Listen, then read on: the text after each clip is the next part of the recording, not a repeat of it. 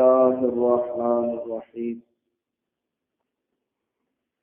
منها خلقناكم وفيها نعيدكم ومنها نخرجكم تارة أخرى صدق الله العلي العظيم وصدق رسوله النبي الكريم نحن على ذلك من الشاهدين والشاكرين والحمد لله رب العالمين إن الله وملائكته يصلون على النبي يا أيها الذين آمنوا صلوا عليه وسلموا تسليما الصلاة والسلام عليك يا سيدي يا رسول الله وعلى آلك وأصحابك يا حبيب الله الصلاة والسلام عليك يا سيدي يا رسول الله وعلى آلك وأصحابك يا شفيع المذنبين اللهم صل وسلم وبارك على سيدنا ومولانا محمد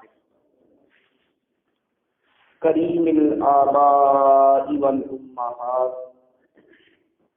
وعلى آلہ وأصحابہ وأولیاء أمته وعلماء ملته وأمته أجمعين عدد کرمک یا کریم یا کریم یا کریم یا کریم.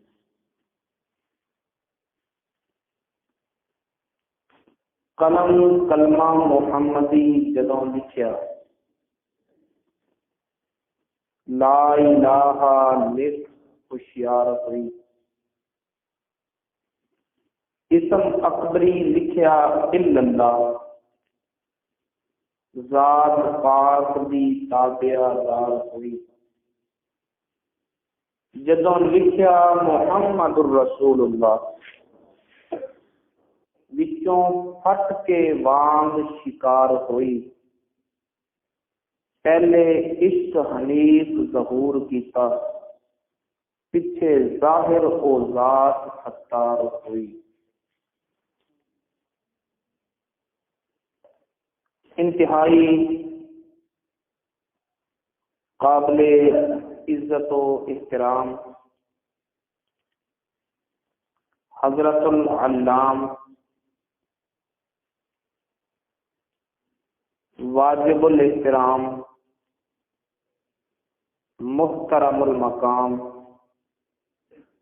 حضرت علامہ مولانا محمد جاوید رضا قادری صاحب، دیگر حاضرین و سامعین،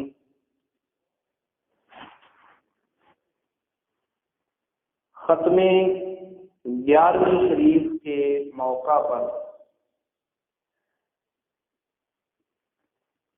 آپ کے ساتھ چند بابرکات ساعتیں گزارنے کا موقع ملا. یہ 11ویں شریف کا پروگرام دراصل حضور سیدنا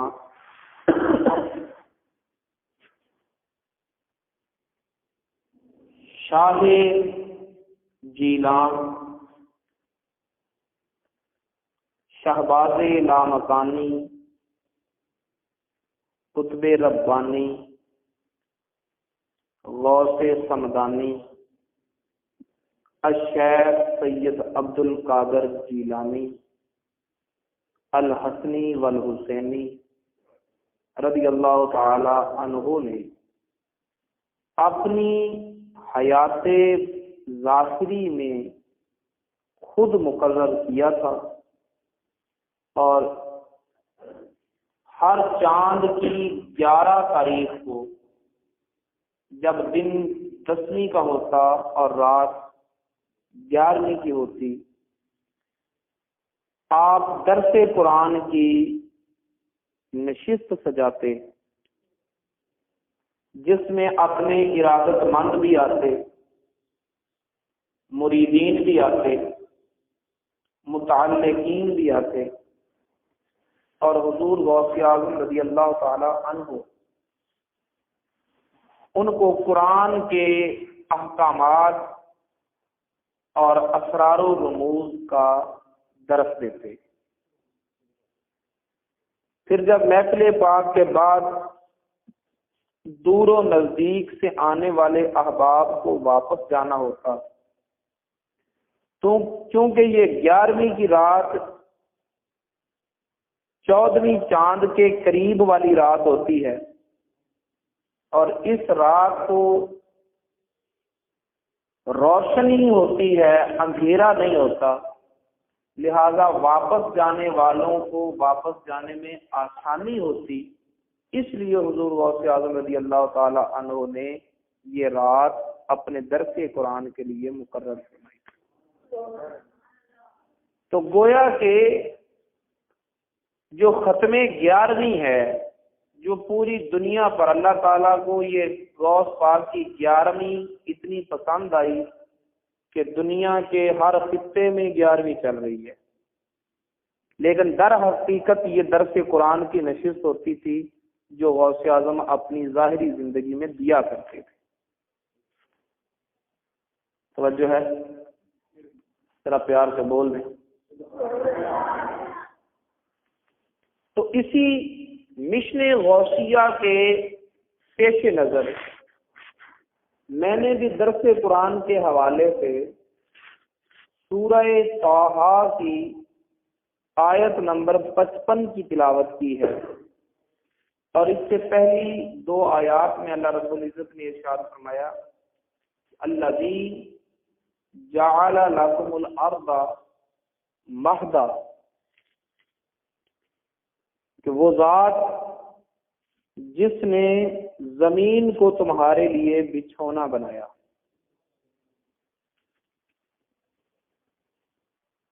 اور آسمان کو تمہارے لیے سائبان بنایا، اور پھر آسمان سے پانی اتارا، پانی وہ زمین میں جذب ہوا، اور پھر اس پانی کے ذریعے زمین سے نباتات اگائی، تمہارے کھانے کے لیے سبزیاں، پھل، تمہارے حسن منظر کے لیے پھول، وہ زمین سے اللہ رب العزت نے اگائے۔ پھر فرمایا کلو، تم کھاؤ، برعوا انعامکم، اور اپنے چوپایوں کو بھی کھلاؤ۔ یہ اللہ تعالیٰ کی نشانیاں ہیں۔ اور زمین کا یہ تذکرہ کرنے کے بعد فرمایا کہ لوگوں منہا خلقناکم، اسی زمین سے تم کو پیدا کیا ہے، اسی زمین سے تم کو پیدا کیا ہے۔ وَفِيهَا نُعِيدُكُمْ، اور اسی زمین میں تم کو لے جانا ہے۔ وَمِنْهَا نُخْرِجُكُمْ تَارَةً أُخْرَىٰ، اور جب تم زمین میں چلے جاؤ گے تو یہ نہ سمجھنا کہ اب سلسلہ ختم ہو گیا، کہانی مکمل ہو گئی، بلکہ نہیں، پھر اسی زمین سے تمہیں دوبارہ پیدا کرنا ہے، اسی زمین سے تم کو دوبارہ پیدا کرنا ہے۔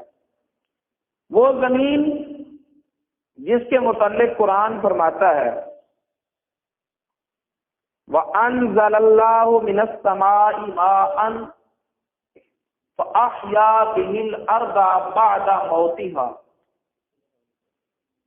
اللہ نے آسمان سے پانی برسایا اور اس پانی کے ذریعے زمین کو زندہ کیا جبکہ وہ مردہ تھی۔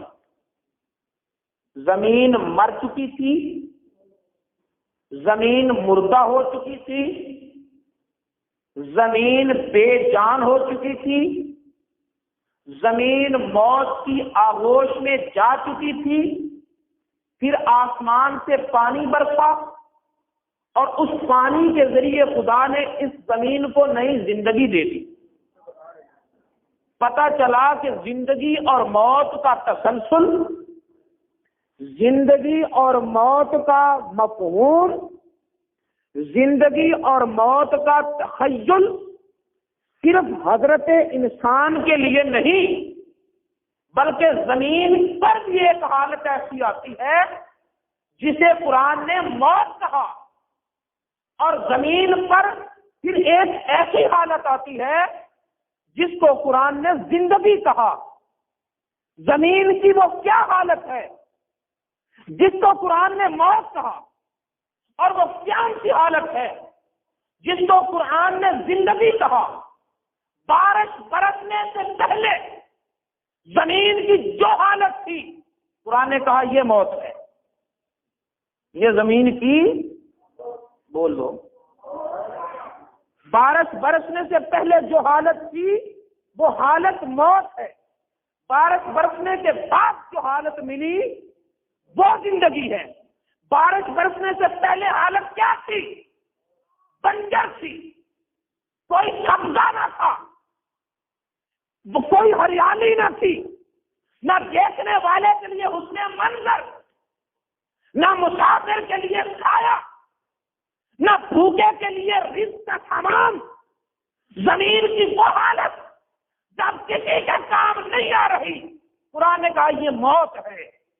اور جب اس پر قبضہ لہلانے لگا، جب اس زمین پر پھول مہکنے لگے، جب اس زمین پر نباتات ہوگی، حیوانات کے لیے رزق اور چارے کا بندوبست ہے، مسافروں کی تھکن کے لیے سائے کا بندوبست ہے، بھوکوں کے لیے پھلوں اور غذاؤں کا بندوبست ہے۔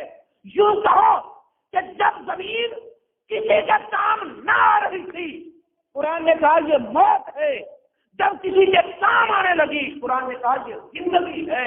تو زندگی اور موت کا یہی فلسفہ ہے، اگر کسی کو نفع دے رہے ہو تو زندہ ہو، مر کے بھی زندہ ہو، اور اگر کسی کو تم نفع نہیں دے رہے ہو تو زندہ ہونے کے باوجود مردہ۔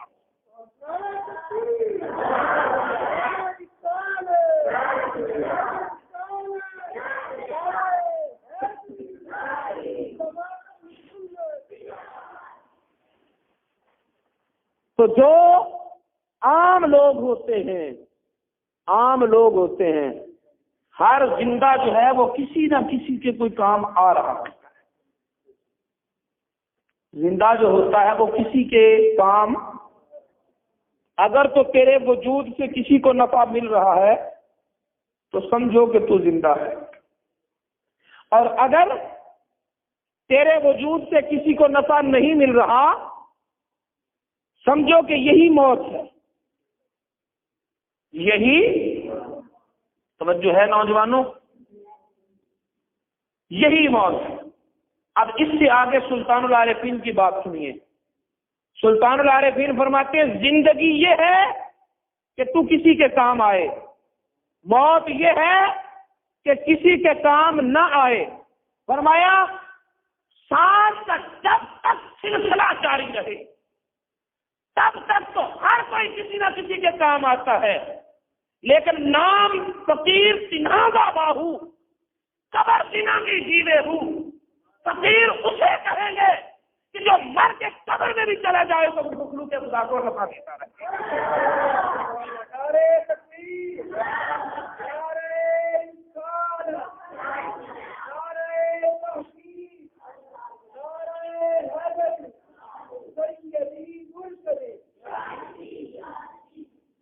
فرمایا یہ زمین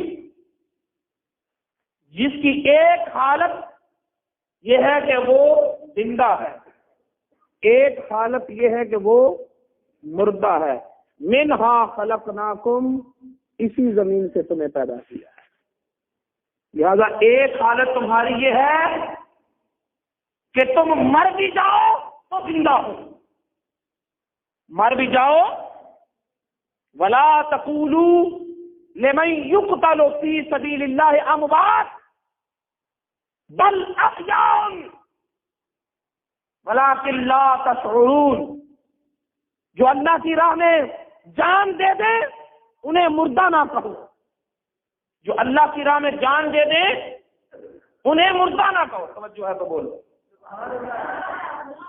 انہیں مردہ نہ کہو، سانس کٹ گئی انہیں مردہ نہ کہو، کھانا پینا چھوڑ دیا انہیں مردہ نہ کہو، زبان بولتی نہیں انہیں مردہ نہ کہو، مردہ کیوں نہ کہو؟ اس لیے کہ انہوں نے اپنی جان دے کر پوری قوم کو نفع دیا ہے، انہوں نے انسانیت کو فائدہ پہنچایا ہے، اہل ایمان کو فائدہ پہنچایا ہے، جو لوگوں کے بھلے کے لیے جان دے دے، قرآن کہتا ہے اسے مردہ نہ کہو، یہ جان دے کر بھی زندہ ہے، اور وہ جو دائرہ اسلام میں نہیں آئے، کفر و ضلالت کی وادیوں میں بھٹک رہے ہیں، جو کفر کی وادیوں میں بھٹکنے والے لوگ ہیں، دامن مصطفیٰ سے دور رہنے والے لوگ ہیں، قرآن انہیں کہہ رہا ہے کہ اگرچہ ان کی سانس چلتی ہے لیکن یہ مردہ ہے۔ پتہ چلا کہ کچھ وہ ہیں جو مر کے بھی زندہ ہیں اور کچھ وہ ہیں جو جی کر بھی مردہ ہیں۔ اب ذرا بات کو اور آسان کرتے ہیں، حضرت امیر حمزہ رضی اللہ تعالی عنہ ابھی دائرہ اسلام میں داخل نہیں ہوئے تھے، نبی پاک صلی اللہ علیہ وسلم کی چچا شکار پر گئے ہوئے ہیں، واپس آئے تو ابو جہل کمینے نے کمینگی کا اظہار کرتے ہوئے نبی پاک صلی اللہ علیہ وسلم کو سب و شتم کی، برا بھلا کہا، قبیلہ خاطر ہو کر آپ حرم پاک میں آنسو بہانے لگے۔ جب حضرت امیر حمزہ شکار سے واپس آئے تو لوگوں نے بتایا کہ آج ابو جہل نے تیرے بھتیجے کو بڑا برا بھلا کہا۔ حضرت امیر حمزہ رضی اللہ تعالیٰ عنہ کے دل میں تڑپ پیدا ہوئی، گھر نہیں گئے بلکہ وہیں سے گئے جہاں ابو جہل بیٹھا اپنے ساتھیوں میں خوش گپیاں مار رہا تھا۔ حضرت امیر حمزہ رضی اللہ تعالی عنہ نے اپنی کمان کی ضرب ابو جہل کے سر میں لگائی اور کہا کہ ابو جہل، تو نے کیا محمد صلی اللہ علیہ وسلم کو بے سہارا سمجھ لیا ہے؟ جب تک میں زندہ ہوں اس پر سائبانی کروں گا۔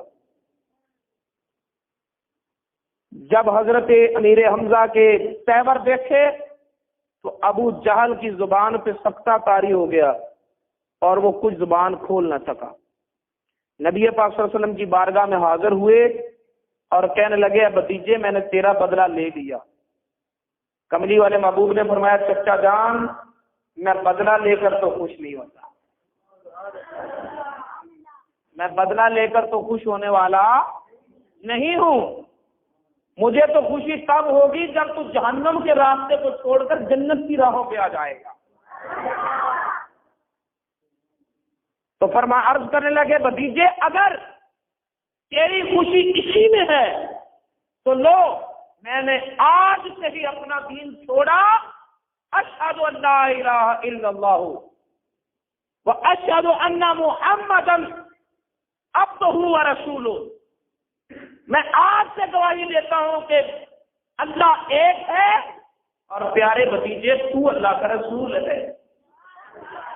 جب حضرت امیر حمزہ رضی اللہ تعالی عنہ دائرہ اسلام میں آئے، قرآن نے کہا، اومن کان میتا فاحییناہ، یہ حضرت امیر حمزہ کے متعلق آیت نازل ہوئی۔ فرمایا اومن کان میتا، بھلا کیا وہ شخص جو مردہ تھا، فاحییناہ، پھر ہم نے اسے زندگی دی، وہ شخص توجہ ہے جو مردہ تھا ہم نے اسے زندگی دی. اس پر غور کرو. کس کو کہا جا رہا ہے؟ حضرت امیر حمزہ کو. وہ شخص جو مردہ تھا، او من کان میتن، جو مردہ تھا. یا اللہ شکار سے تو آ رہے ہیں، تمام کندھوں پہ ہے، بچے ہیں، بیوی ہے، گھر ہے، بار ہے، چچا بنے ہوئے ہیں، ابھی مردہ ہے. بڑی سادگی نظر آ رہی ہے. ابھی مردہ ہے. جو مردہ ہے وہ شکار کرنے جاتا ہے، جو مردہ ہے وہ کسی کو برا بھلا کرتا ہے، جو مردہ ہے وہ سواری میں سوار ہوتا ہے. اوا من کان میتن، جو مردہ تھا تو اب نہیں نہ ہو، پھر ہم نے اسے زندہ کیا، پھر ہم نے اسے زندگی دی. پتا چلا کہ حضرت امیر حمزہ کے متعلق قرآن کہہ رہا ہے، اے امیر حمزہ، جب تک تو مصطفیٰ کے قدموں سے دور تھا تو مردہ تھا، جب میرے مصطفیٰ کے قدموں میں آ گیا آپ زندہ.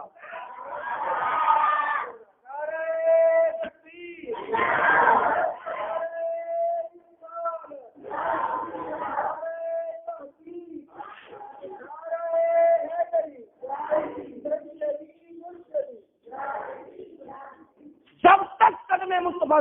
پتا چلا آج زندگی اور موت کا مفہوم سمجھ لو کہ در مصطفیٰ سے کٹ جانا موت ہے، اور کرے در مصطفیٰ پہ مٹ جانا یہ زندگی ہے. در مصطفیٰ سے لپٹ جانا. بولو، اگر زندہ ہونا چاہتے ہو تو پھر در مصطفیٰ پہ آ جاؤ. اگر زندہ ہونا چاہتے ہو، اور زندگی وہ زندگی پھر موت ہزار آنکھیں دکھائے وہ زندگی مٹ نہ سکے. وہ زندگی جو زندگی غوث اعظم کو ملی، صدیوں بعد بھی نام زندہ ہے. وہ زندگی جو داتا علی اجمیری کو ملی، وہ زندگی جو خواجہ اجمیری کو ملی، وہ زندگی جو بابا فرید الدین گنج شکر کو ملی، وہ زندگی جو نظام الدین محبوب الہی کو ملی، وہ زندگی جو پاک پتن کے راجا کو ملی، وہ زندگی جو قطب الدین بختیار کاکی کو ملی، وہ زندگی جو محدث اعظم پاکستان کو ملی، اور وہ زندگی جس زندگی میں آ جانے والا کبھی موت کی آغوش میں نہیں جاتا. تاریخ بڑی بے درد ہے، بڑے بڑے ناموروں کو فراموش کر جاتی ہے، لیکن یقین رکھو جو جو چیز مصطفیٰ کے ساتھ جڑتی گئی وہ تاریخ کا حصہ بنتی گئی. تاریخ آج بھی اس گدھے کو یاد کرتی ہے جس کا نام یاپور تھا. انسانوں کے نام زندہ نہیں رہتے. 1400 سال کے بعد گدھے کا نام زندہ ہے. اس اونٹنی کا نام کسوا تھا جس اونٹنی پر نبی سواری کرتے تھے. اس ستون کا تذکرہ آج تک حدیث کی کتابوں میں ہے. جو ستون مصطفیٰ کے فراق میں رویا تھا اس کو حنانا. ارے وہ فاختہ نامی تھی جس فاختہ کے بچے صحابی نے پکڑے تھے، وہ شکوہ لے کر مصطفیٰ کی بارگاہ میں آئی تھی. اس اونٹ کو نہ بلایا جس اونٹ نے اپنے درد کی کہانی مصطفیٰ کو سنائی تھی. شہر کی بچی کا تذکرہ ہے جس شہر کی بچی نے اپنا شہر مصطفیٰ کے غلاموں کے لیے پیش کیا تھا. تاریخ تو انسانوں کو بھلا دیتی ہے، لیکن آج تک تاریخ میں قطب حنانہ زندہ ہے، یاقور گدھا زندہ ہے، قطرہ اونٹنی زندہ ہے، فاختہ کے بچے زندہ ہے. وہ ہرنی کا تذکرہ ہے جس ہرنی نے اپنے بچوں کو نبی پاک کے نواسوں کی کھیلنے کے لیے پیش کیا تھا. تم مٹ گئے،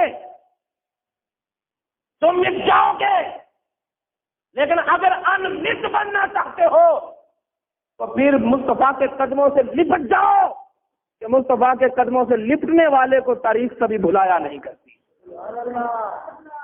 یہی زندگی ہے، یہی مصطفیٰ کے در سے کٹ جانا موت ہے. اور مصطفیٰ کے در سے لپٹ جانا یہ زندگی ہے. توجہ ہے. فرمایا اس زمین سے تمہیں پیدا کیا ہے، جس زمین کی حقیقت بھی یہ ہے کہ جب سے بنی تھی تب سے ناپاک تھی. یہ زمین جب سے بنی تھی، بولو، زمین جب سے بنی ناپاک تھی اور ناپاک رہی. پہلی امتوں کے لیے اجازت نہ تھی کہ وہ ہر کہیں کسی جگہ پر جا کے سجدہ کر لے. وہ اپنے گرجوں میں جا کر عبادت کر دے، صومعات میں جا کر عبادت کرتے، عبادت خانے معبدوں میں جا کر عبادت کرتے، اور اگر سفر پہ جانا ہوتا تو پھر لکڑی کا جائے نماز سر پہ اٹھا کے لے جاتے. زمین پر عبادت نہ کر سکتے کیونکہ زمین، بولو بول دو، زمین ناپاک تھی اور یہ ناپاک رہی. لیکن زندگی، اپنی زندگی کا سفر کرتے کرتے کرتے کرتے زمین بالآخر مصطفیٰ کے قدموں میں پہنچی. جب مصطفیٰ کے قدموں نیچے آئی، کملی والے محبوب کے قدم لگے تو زمین پاک ہو گئی. مشرق پاک ہو گئے، مغرب پاک ہو گئے، شمال پاک ہو گئے، جنوب پاک ہو گئے. اب فقط یہ نہیں کہ جہاں نماز کا وقت ہو وہیں پہ نماز پڑھ لو، بلکہ یوں پاک ہو گئی کہ اگر نماز کا وقت ہو جائے، نمازی کو پانی نہ ملے تو پھر خدا کی حکمت اسے آواز دیتی ہے فَتَيَمَّمُوا صَعِيدًا طَيِّبًا. نمازی سوچتا کیا ہے؟ زمین کو، مٹی کو اپنے چہرے پہ مل لے، تیری نماز ہو جائے گی. پہلے خود ناپاک تھی، اب ناپاک کو پاک کرنے والی بن گئی. اگر بات سمجھ آ رہی ہے تو پھر بولے. پہلے خود ناپاک تھی، اب ناپاک کو ناپاک کر رہی ہے. کیسے؟ جب تک مصطفیٰ کے قدموں سے دور رہی ناپاک رہی. جب مصطفیٰ کے قدموں میں آئی، قرآن کہتا ہے اسی زمین سے تمہیں پیدا کیا. لوگوں، اسی زمین سے تمہیں پیدا کیا ہے جو تب تک ناپاک رہی جب تک مصطفیٰ کے قدموں سے دور رہی، اور جب مصطفیٰ کے قدموں میں آئی تو پاک ہو گئی. اسی زمین سے تمہیں پیدا کیا ہے. اگر مصطفیٰ کے قدموں سے دور رہو گے ناپاک رہو گے. اگر پاک ہونا چاہتے ہو تو مصطفیٰ کے قدموں میں آ جاؤ. اگر پاک ہونا چاہتے ہو تو مصطفیٰ کے، بول دو، قدموں میں آ جاؤ. میری آج کی اس گفتگو کا لب لباب یہ ہے کہ بیگانیاں چھوڑ دو، اس اپنے کے قدموں سے لپٹ جاؤ. تمہاری ناپاکیاں ختم ہو جائیں گی. تمہاری ناپاکیاں. ہم نوجوانوں کو دعوت دیتے ہیں اور نماز پڑھ لے، تو وہ جواباً کیا کہتے ہیں؟ قاری صاحب کپڑے پاک نہیں ہیں. قاری صاحب کپڑے پاک نہیں ہیں. کہ اللہ تعالیٰ تو فرماتا ہے کہ میں نے پاک کرنے والا بھیج دیا. هو الذی ارسل رسولہ، هو الذی بعث فی الامیین، بولے رسولا منہم یتلو علیہم آیاتی ویزکیہم. میں نے وہ رسول بھیج دیا جو پاک کرنے والا ہے، اور اس کی نشانی یہ ہے کہ جب وہ زمین پر آیا تو زمین پاک ہو گئی. تو ابھی تک ناپاک ہے. وہ نبی آیا، اس نے اللہ کے گھر کو پاک کر دیا، زمین کو پاک کر دیا، ہر ناپاک کو پاک کر دیا. اس کا کلمہ پڑھ لیا، ابھی تک تو ناپاک ہے. تو دیکھو نا، اگر تو نمازی بن جائے گا تو نماز کا پہلا تحفہ تو یہ ہے کہ تیرے اندر پاکیزگی آ جائے گی. پھر تو پاک رہنے لگے گا. پھر تو نماز کا یہ تحفہ کم ہے کہ تو پاک ہو جائے، گندگیوں سے نکل آئے اور پاکیزگی کے ماحول میں داخل ہو جائے. میرے دوستو چھوڑ دو ان بہانوں کو، تم کوئی نئے نہیں یہاں پیدا ہوئے ہو، تم سے پہلے بھی ہزاروں لوگ پیدا ہوئے۔ منہا خلقناکم، اس مٹی سے بنے، اور فیہا نعیدکم، اسی مٹی میں تمہیں جانا ہے، اسی مٹی میں تمہیں۔ اور دیکھو نا، جس مٹی کو تم پاؤں تلے روند رہے ہو، کبھی سوچو تو صحیح کہ جو مٹی ہمارے پاؤں تلے روندی جا رہی ہے، نہ جانے ماضی میں یہ کتنے حسین شکل میں مٹی کے اوپر چلتی تھی، کتنے کتنے حسین اس مٹی کے نیچے ہیں، کتنے کتنے مالدار اس مٹی کے نیچے ہیں، کیسے کیسے نفیس لوگ جو اپنے تن بدن پر ذرا خاک نہ پڑنے دیتے تھے، آج تمہارے پاؤں کے نیچے رونده جا رہے ہیں، اور آنے والے سال میں تم نے بھی یہی ہونا ہے۔ منہا خلقناکم فیہا نعیدکم، اسی مٹی میں تمہیں جانا ہے۔ لیکن ایک بات یاد رکھ لو، جس نے اپنی مٹی کو مصطفیٰ کے قدموں کی خاک بنا دیا، مٹی میں وہ بھی گئے۔ عام لوگ تم نے اور ہم نے قبروں میں جانا ہے، اور قبروں میں دیکھتے ہو کہیں کتے پیشاب کر رہے ہیں، کہیں گدھے دوڑ رہے ہیں، کبھی پانی سیراب کرتا ہے اور وہ بیٹھ جاتی ہیں، جوتے لے کر جاتے ہو، بلیاں پیشاب کرتی نظر آتی ہیں، لیکن داتا علی حجویری کی قبر کو دیکھو،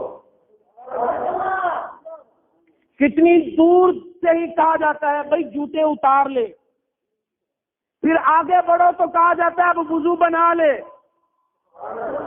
بولو بولو، کیوں؟ وہاں ان کی مٹی ہے، پاک کرنے والے نبی کے ساتھ اتنا جڑ گئے کہ اب ایسی پاکیزگی ہو گئی کہ وہ قبر میں چلے گئے، جس جگہ پہ ان کی مٹی پڑی ہے اس جگہ پر بھی کوئی جاتا ہے تو وضو بنا کر، غسل بنا کر پاک ہو کر جاتا ہے، کیونکہ وہ پاک کرنے والے نبی کے ساتھ جڑ گئے۔ خواجہ کے مزار کو دیکھو، بابا کے مزار کو دیکھو، محدث اعظم کے مزار کو دیکھو، ارے میرے شیخ الاسلام کے مزار کو دیکھو، علی اجمیری کے مزار کو دیکھو، جس نے بھی ان قدموں سے نسبت جوڑ لی، پھر خدا نے انہیں ایسا پاک کر دیا کہ ان کے پاس پہنچنے سے پہلے زائرین کو بھی پاکیزگیاں عطا ہوتی ہیں۔ مٹی نہ ہو برباد پسے مرگ الہی، جب خاک اڑے میری مدینے کی ہوا ہو۔ تو میرے دوستو، اگر زندگی چاہتے ہو جو انمٹ ہو، اگر آبرو چاہتے ہو جس کو زوال نہ ہو، اگر مقام چاہتے ہو جس کو کبھی ختم نہ ہونا ہو، اور اگر یہ 35-36 سالہ زندگی کو ہزاروں سالوں پر محیط کرنا چاہتے ہو، تو پھر آؤ دامن مصطفیٰ سے جو لپٹا یگانہ ہو گیا، جس کے حضور ہو گئے، اس کا زمانہ ہو گیا، آج لے ان کی پناہ، آج مدد مانگ ان سے، پھر نہ مانیں گے قیامت کو اگر مان گیا، وما علینا الا البلاغ۔